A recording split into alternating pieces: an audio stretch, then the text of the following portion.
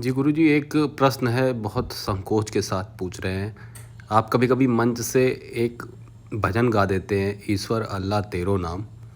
तो बहुत से लोगों के मन में रहता है कि जब हमारे भगवान राम हैं और राम ही सब कुछ हैं, तो हम दूसरे धर्म का नाम क्यों लें?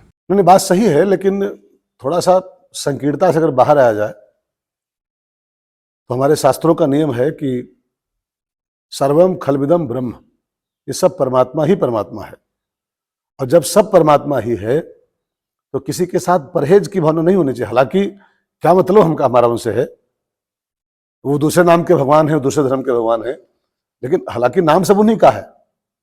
एक तरफ कहते हैं तेरे नाम अनेक तू एक ही है, तेरे नाम भले अलग अलग हैं, लेकिन परमात्मा तो सबका एक ही होता है।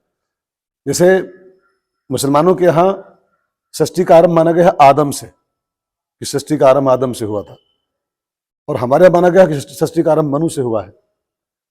तो अगर ध्यान से देखो, तो आदम और मनु सृष्टि के आदि पुरुष हैं, उनके हिसाब से आदम, हमारे यहाँ से मनु।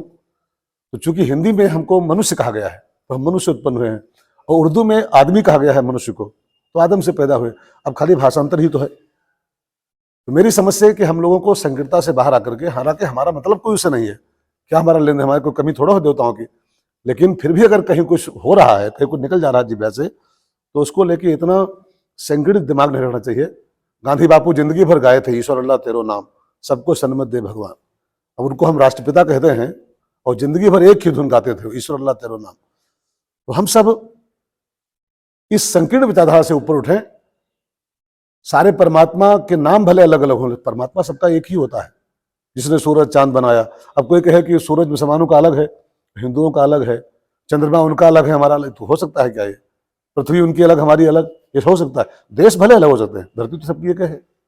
कुदरत ने बख्शी थी हमें एक ही धरती, कुदरत ने बख्शी थी हमें एक ही धरती, हमने ही कहीं हिंदुस्तान कहीं पाकिस्तान बनाया। तो हम, ये सब गलती हम लोगों की है।